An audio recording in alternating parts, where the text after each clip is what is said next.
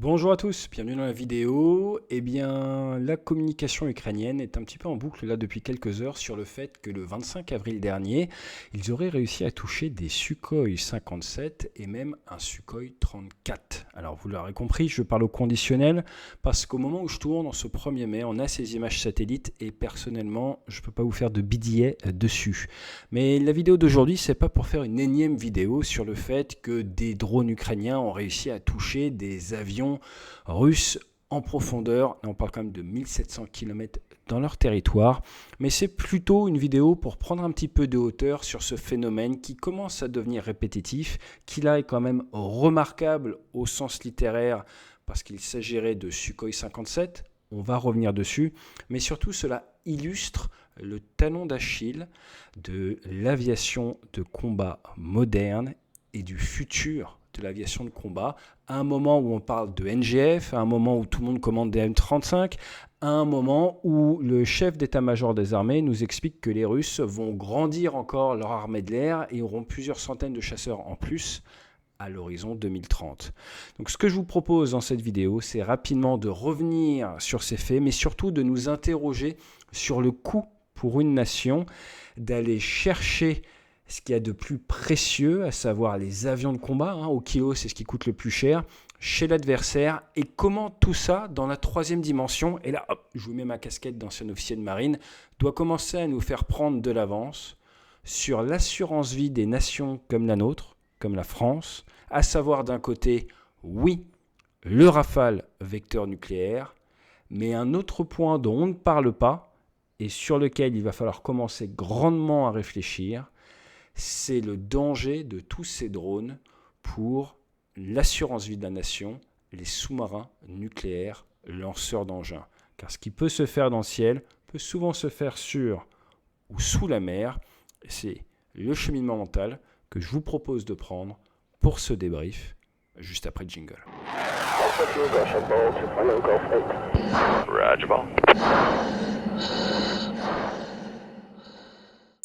Très rapidement, le Sukhoi 57, comme vous le savez, c'est censé être sur le papier l'équivalent du F-22 américain ou du J-20 chinois. Problème, le volume. Le volume pourquoi? D'après Russie, l'Institut britannique est quand même plus que sérieux. Il pense qu'il y a une vingtaine, maximum une trentaine de Sukhoi 57 qui ont été fabriqués. On serait sur du 50 à 100 millions de dollars pièce. La cible, c'était 76 en 2027 qui apparemment ne sera pas tenue. Pour comparaison n'est pas raison, mais quand même, 191 F-35 livrés en 2025. La France, nous, on est encore à la traîne, quelques dizaines de rafales, mais ça accélère. Mais la flotte mondiale de F-35, on est sur 1300 appareils. Toujours est-il, quand vous avez un Sukhoi 57 qui est peut-être endommagé au sol, du coup, c'est en grosso modo un trentième de la flotte, 3-4% de la flotte. Donc, c'est vite facteur. Encore une fois, regardez ces images, on ne peut pas non plus leur faire dire tout et n'importe quoi. Donc à l'heure actuelle, c'est un petit peu tôt pour aller au résultat, comme on dit. On a été habitué à des images un peu plus, j'ai envie de vous dire, explicites. Toujours est-il, on va comparer trois grandes opérations. Bogenplatte, la guerre des 6 jours, Spiderweb, et là on va parler de l'opération Chagol, 1700 km de la frontière. Et on va sortir des calculettes. Pas à cause du prix du pétrole, mais pour le prix d'entrée, pour aller incapaciter ou forcer l'adversaire à reculer ses avions. Et là, c'est très intéressant. Si on fait des petits calculs, je vais rentrer dans le détail. En 1945, vous êtes environ, en dollars de 2025, à 3 millions de dollars pour aller taper un avion adverse. En 67, environ 4 millions de dollars en coût d'entrée. Et là, en 2025, on se rend compte qu'on descend à bien moins de 250 000 dollars par avion adversaire qu'on va aller frapper. Je m'explique. Le 1er janvier 1945, la Luftwaffe engage 1000 chasseurs Bf-109, Focke-Wulf 190 pour attaquer 16 aérodromes alliés. Au final, ils vont détruire 300 aéronefs alliés au sol. Vous voyez, c'est pas nouveau d'attaquer au sol. Mais le problème, c'est pas ça. C'est qu'ils ont engagé pour environ 1 milliard de dollars de matos, mais surtout, ils vont perdre 213 pilotes qui vont leur manquer pour la suite de la guerre. Donc vous avez en 1945 un coût acceptable si vous voulez, niveau matos, mais c'est surtout le coût humain qui est énorme. 213 vétérans allemands de la Luftwaffe qui vont mourir pour aller au final détruire 300 avions alliés au sol. On est quasiment sur un ratio de 0,9 pilotes allemands tués pour un avion ennemi détruit au sol, sachant que ce sont des avions, les Américains en 1944, ils ont fabriqué 95 000 fabriqués dans l'année. Donc au final, c'est ce qui fait de cette opération un échec stratégique parce que ça leur a coûté trop cher d'un point de vue humain.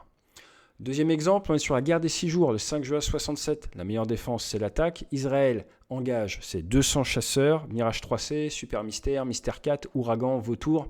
Ouais, les relations n'étaient pas les mêmes à l'époque. Et au bilan, 450 avions ennemis détruits en 3 heures. J'insiste toujours sur la capacité des Israéliens à ce moment-là à remettre en œuvre leurs avions très rapidement. Donc, ils ont pris un risque extrêmement fort, parce qu'un Mirage 3C, c'est en gros 14 millions de dollars d'aujourd'hui. Et on a quand même une vingtaine de pilotes israéliens qui sont tués sur l'opération. Maintenant, on regarde Spiderweb, 1er juin 2025. Ils aiment bien le mois de juin.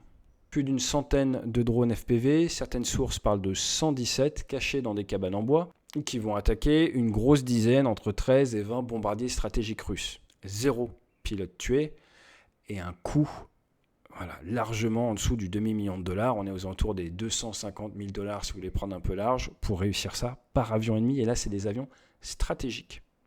Maintenant, quand on regarde la frappe du 25 avril dernier, on est sur un drone probablement aux alentours des 200 000 dollars qui peut aller frapper un avion à 50 à 100 millions de dollars.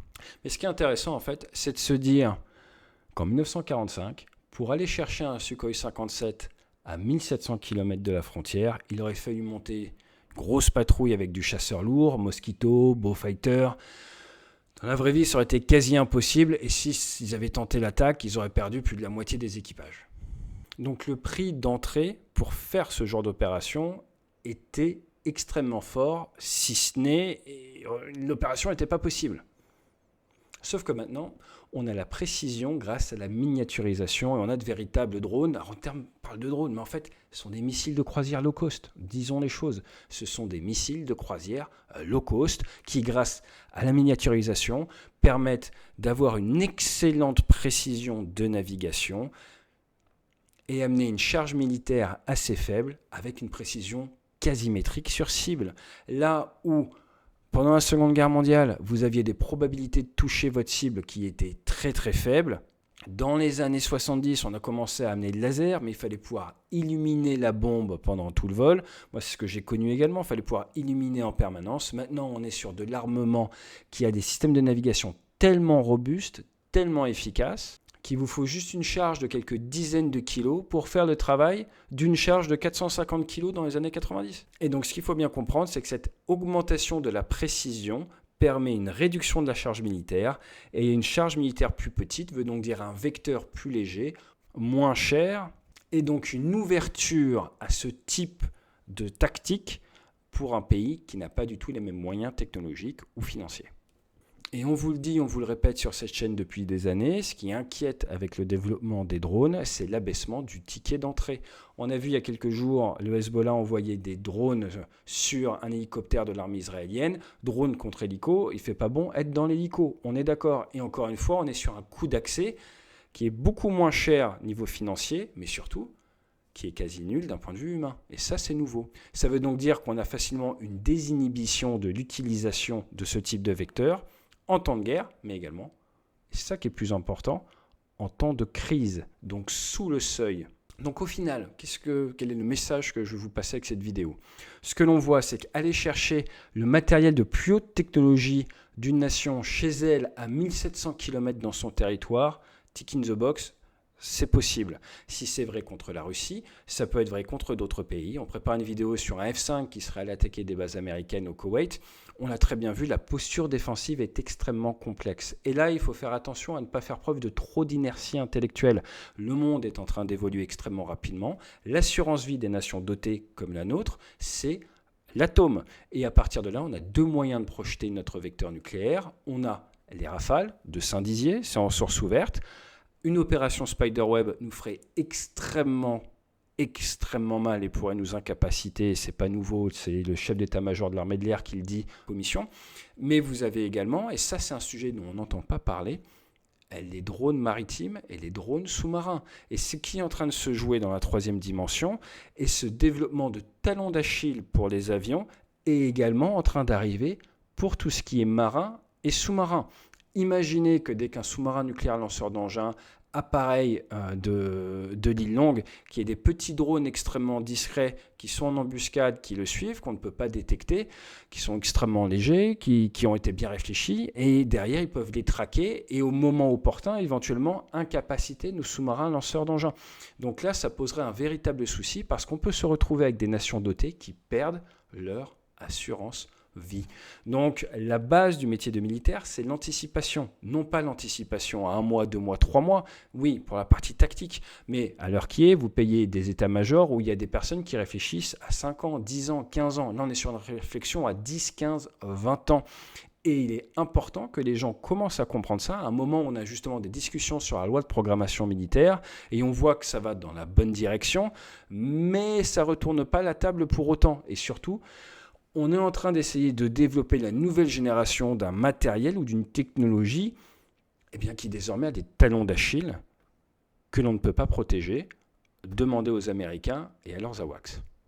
La chose militaire, ça a toujours été l'invention de l'épée, du coup l'invention du bouclier, du coup on fait des flèches, des arcs et ainsi de suite et ainsi de suite. Mais il faut prendre un temps d'avance. Et moi quand je vois qu'un Sukhoi 57 est attaqué à 1700 km de la frontière, je pense forcément à nos forces aériennes stratégiques, mais surtout je pense au fait que n'importe quel acteur de nos jours va pouvoir se payer ce genre de technologie. Et ce qui à une époque était des scénarios de James Bond, commence de plus en plus à être crédible dans le monde dans lequel on vit en 2026. Et quand je dis on, je suis français, j'habite en France et on est dans le même pays, j'ai envie de vous dire. Donc, l'anticipation, c'est le nerf de la guerre. Il y a différents niveaux de lecture pour ce genre d'événement. Dites-moi ce que vous pensez du développement de ces capacités à faible coût d'accès et surtout de l'effondrement, si je puis dire, du mythe de la supra-technologie et maintenant la capacité, avec du drone, à aller chercher ce qui se fait de plus cher et une certaine remise à niveau des cartes sur le champ de bataille. Je vous dis à très vite sur la chaîne. On vous prépare une vidéo donc sur le F5, n'hésitez pas à vous abonner. Je vous ai fait une petite vidéo sur un de mes derniers vols Rafale et Super Étendard. C'est la vidéo juste avant. Je vous dis à très vite et fly safe.